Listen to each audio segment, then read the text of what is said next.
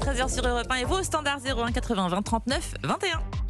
Nordal Lelandais a été condamné à perpétuité, vous le savez, pour le meurtre de la petite Maëlys. Et on vient d'apprendre qu'il est père d'un enfant. Il l'est devenu il y a quelques mois, enfant qu'il a eu avec une femme quand il était détenu en Isère et conçu en prison. Est-ce que vous êtes choqué ? Sans doute, parce qu'il y a beaucoup de réactions qui sont assez vives. Je vous propose d'écouter Alain Jakubowicz, qui était l'avocat de Nordal Lelandais.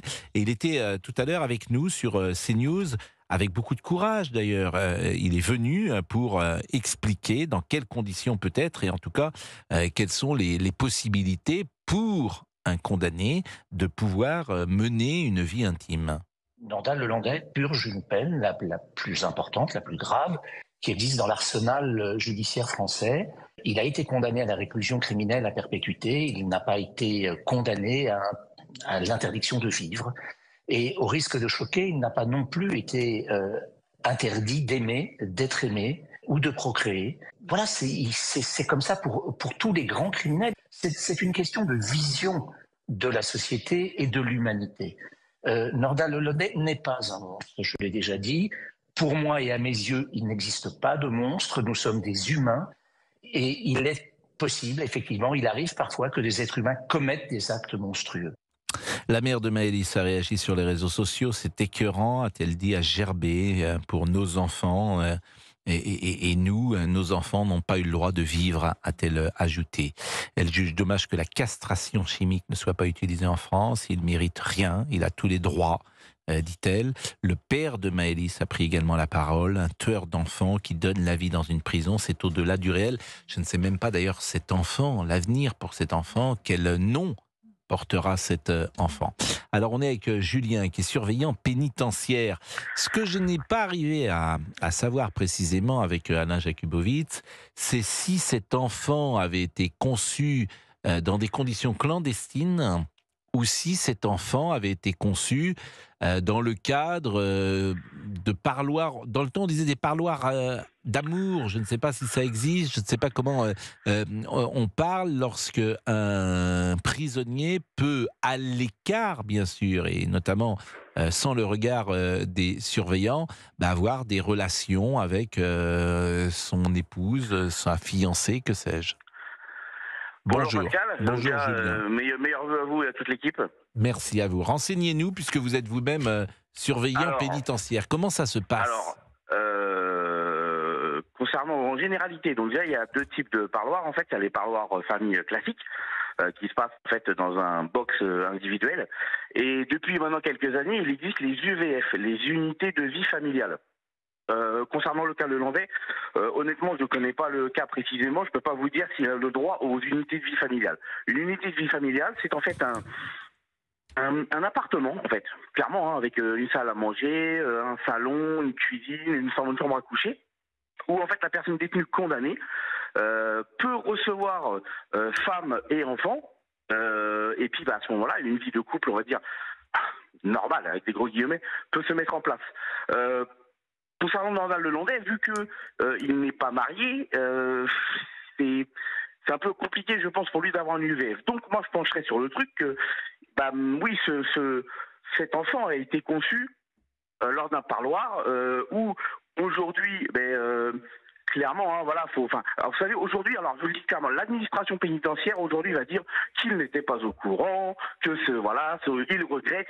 L'administration pénitentiaire sait très bien ce qui se passe dans ces prisons. C'est juste que dès que ça sort dans les médias, ça les embête un peu, donc ils sont obligés de communiquer. Bon, vous en tant qu'observateur, est-ce que vous êtes témoin de rapports sexuels fréquents entre des condamnés, peut-être à l'intérieur d'ailleurs de la prison, ou peut-être avec des gens de l'extérieur de la prison? Alors, clairement, oui. C'est ce qui s'appelle, on va dire, comment dire. Je sais que ce que je vais dire va pouvoir choquer les personnes qui ne sont pas à l'intérieur. Clairement, ça, je suis entièrement d'accord avec vous. Ce genre de choses est impensable et je comprends la maman de Maëlys et son papa. C'est quelque chose qui n'est pas possible dans leur tête. Maintenant, c'est un peu une gestion de la détention officieuse. Je m'explique. Le truc, c'est qu'on est une détention 100% d'hommes, et comme l'a dit l'avocat de Monsieur Lelandais, Mais oui, ils sont condamnés et dans la doctrine de l'emprisonnement en France et en Europe, la prison n'est qu'un... Bon, j'entends bien, Julien, mais lieu de répondez à ma privation de liberté. question. Répondez à ma question. Comment Mais ça se passe et clairement, où ça se passe? dans le parloir, Mais et il y a des règles officieuses en fait qui font que par exemple, tant qu'il n'y a pas, d'enfants dans le parloir et que c'est fait de manière, on va dire, discrète. D'accord? Donc autrement dit, pas de hurlements et compagnie, que ça gêne les parloirs à côté. On peut fermer les yeux. Mais il est où le surveillant? Il est dans le parloir dans ces cas-là ou il est à l'extérieur du parloir? Non, ce sont des box. La plupart, la quasi-totalité des parloirs en France sont des box individuelles, fermées par une porte.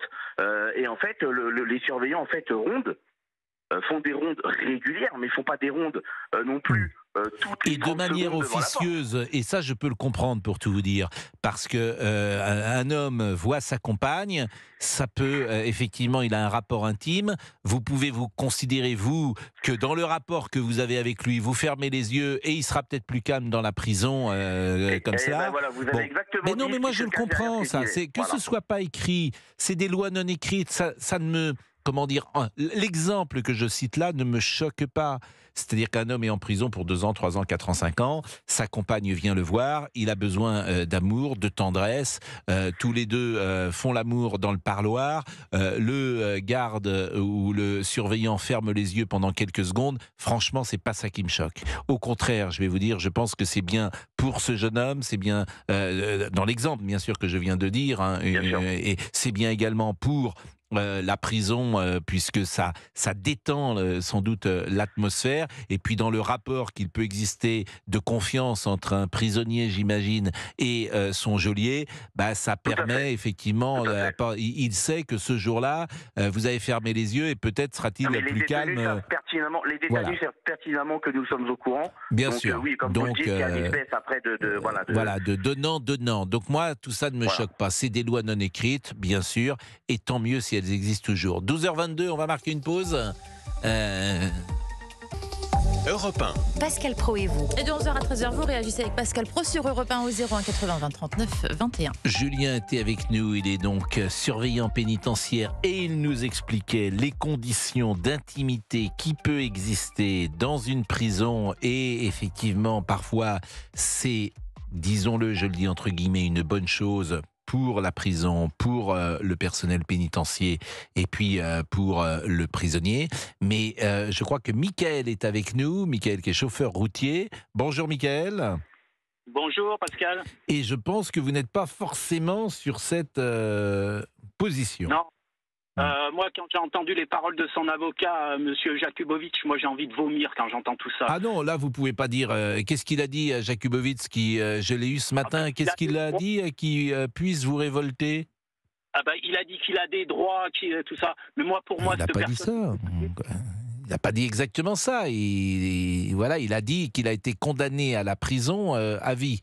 Voilà ce qu'il a dit. Ouais, à vie, en France, déjà, ça n'existe pas. Donc, un jour, il ressortira. Pour moi, déjà, ce serait à vie, mais la vraie, à jamais qu'il reste en prison. Mais Et là-dessus, je vous rejoins. plus catégoriel, ça serait, je vais passer pour quelqu'un, mais moi, quelqu'un qui touche à un enfant, il n'aurait plus le droit de vivre, pour moi. Moi, j'ai perdu un enfant dans un accident de la route, je sais la douleur que c'est un fardeau, c'est tous les jours que vous l'avez. Moi, je pense aux parents de Maëlys aujourd'hui, mais vous pensez les parents de Maëlys, vous pensez quoi aujourd'hui? Ah ils sont... Non mais là, l'affaire, vous avez parfaitement raison, on est tous choqués que Nordal Lelandais puisse avoir un enfant. Je pense que là-dessus, il y a une position quasi unanime de tous ceux qui nous écoutent. J'ai envie de dire quel sort aura cet enfant, quel avenir sera cet enfant. Et puis je m'interroge également sur la femme qui a été attirée par Nordal Lelandais. Et en fait, c'est ce qu'on appelle des hybristophiles. Hybristophile, HY, c'est souvent des femmes fragiles, isolées, peu équilibrées, qui sont attirées par le sentiment de toute puissance qui se dégage de ce type d'homme comme Nordal Lelandais. Donc moi je suis très inquiet en fait pour l'enfant, parce que naître d'un couple dont la femme est sans doute d'une grande fragilité, parce qu'il faut l'être pour être attiré par Nordal Lelandais, et avoir comme patronyme le nom Lelandais, ça ne me paraît pas un bon début dans la vie. Oui, mais moi, à qui je pense en premier, c'est aux parents de Maëlys. Mais vous avez raison, vous avez raison. C'est eux les victimes. Et ils vont être victimes toute leur vie. Quand on perd un enfant, mais des gens comme M. Jakubowicz, je pense qu'il a non, mais jamais c'est un perdu. avocat. Il est avocat, il est dans son rôle. Moi, je vous assure, je le connais bien, Alain Jakubowicz. Ce sont des questions très difficiles. Ou alors, vous dites, il ne faut pas d'avocat. Mais dans une société, tout le monde a le droit à un avocat. Et je vous assure, j'ai trouvé ce matin qu'avec beaucoup de dignité, d'honneur et de courage également, Alain Jakubowicz a porté la parole de l'avocat de Nordal Lelandais, comme il l'a toujours fait dans la défense de ce dossier. Et croyez-moi, ce n'est pas facile. Ce n'est pas facile. Vous savez, Alain Jakubowicz, c'est très facile pour lui de ne pas prendre ce dossier. Il n'en a pas besoin. Je me souviens dans le dossier qu'il niait les caméras. Non, mais ça, c'est au départ de la procédure et vous avez raison. Il s'en est expliqué d'ailleurs. Mais vous avez raison. Parce que de bonne foi, il pensait. En fait, de bonne foi, il a dû penser longtemps que Nordal Lelandais était innocent. Voilà, c'est ça la vérité. Parce que son client lui disait, il avait été convaincu. Sans doute. Moi, je vais vous dire franchement, je serai avocat, je ne pourrais pas défendre des gens comme ça. Moi, je ne pourrais pas. Pour moi, c'est plus des humains, ces gens-là. Des gens qui touchent à des enfants, en plus. C'est des gens... Mais Michael, je peux entendre ce que vous dites. Mais il y a des avocats, d'ailleurs, qui doivent être sur votre position. Mais pardonnez-moi, essayons de dépasser votre cas personnel. Est-ce que la société reconnaît à Nordal Lelandais un avocat? C'est ça la question. Et vous dites quoi? Vous répondez quoi à la question que je vous pose? Être un avocat. Mais après, moi, je ne veux plus entendre jamais parler de Nordal Lelandais. Qu'il cruise en prison jusqu'à la fin de ses jours.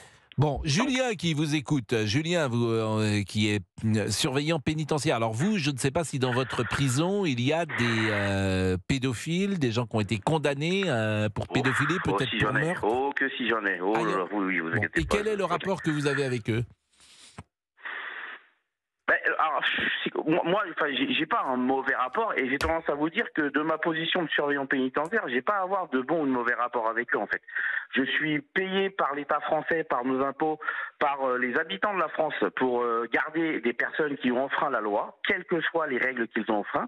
Je me dois de les garder en vie comme ils sont arrivés en prison. À un moment donné, les juger, c'est très facile.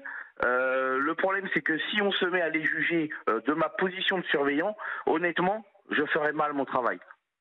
Parce que je suis papa, d'accord? Et bien entendu,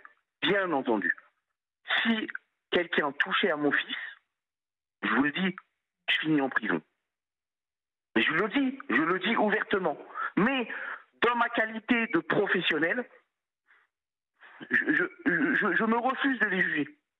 Parce que le truc, c'est que sinon, je ne pourrais pas faire mon travail convenablement. Je sais que c'est un peu paradoxal, ça peut être compliqué mais moi, en tout cas, j'y arrive. Je ne dis pas que tous les surveillants pénitentiaires de France y arrivent, il n'y a pas de problème ça là-dessus. Après, chacun est face à son état d'esprit. Mais moi, c'est vrai que c'est une règle que j'ai essayé de me fixer depuis le début que j'ai fait ce travail. Parce que voilà, si je commence à juger les personnes pour les raisons pour lesquelles elles sont en prison, après, ça devient compliqué de faire le travail, quoi. J'entends aussi votre position et elle me paraît effectivement celle d'un professionnel. Vous parlez comme un professionnel qui effectivement doit effectuer. Et j'entends ce que dit le monsieur sur l'avocat, sur l'avocat de Lelandais. Moi, en tant que Julien, habitant, citoyen de la France, quand l'affaire Lelandais est sortie, je crois que je rentrais à peine dans l'administration, il me semble. Mais bien sûr, ma réaction d'être humain, c'est mais quel salaud, il mérite de crever. Mais bien entendu. Mais moi tous les jours, je garde des personnes qui sont là pour du viol sur mineurs de moins de 12 ans. Mon fils, il a 11 ans. Et qui sont donc condamnés. Pas que ça me touche au fond. Mais ils sont condamnés pour des très longues peines, j'imagine. Alors, moi, je travaille en maison d'arrêt, donc le truc, c'est qu'en maison d'arrêt, souvent, ils sont soit en attente de procès, soit condamnés. En général, parce que la justice en France est faite comme ça. Avant, on avait des peines minimales. Donc, ce qui faisait qu'en fait, on avait des peines beaucoup plus lourdes. Maintenant, on est passé sur des peines maximales. Donc, au final, les juges donnent toujours assez peu, finalement. Et avec les remises de peine, non, en général, quelqu'un qui est là pour un viol sur mineur, en moyenne, il va prendre entre 5 et 10 ans, quoi. Merci Julien, merci Mickaël. Et puis peut-être avez-vous appris un mot, libristophilie. Philie, ça veut dire évidemment aimer. Libristophilie. Alors Charles Manson, Marc Dutroux, Guy Georges, tous ont reçu des milliers de lettres et de cadeaux de la part des femmes fascinées par le sentiment de toute puissance, je vous le disais, qui se dégage de ces hommes, l'image de mâle absolu. Merci à Mickaël, merci à Julien d'être intervenu et nous allons peut-être terminer cette émission avec des sujets infiniment plus légers puisque l'animatrice Flavie Flamand a expliqué pourquoi elle avait décidé de publier une photo d'elle nue de dos de ses fesses après des critiques reçues sur son physique. Vous êtes sur Europe 1 Ça y est, ça revient. aujourd'hui et nous revenons dans une seconde.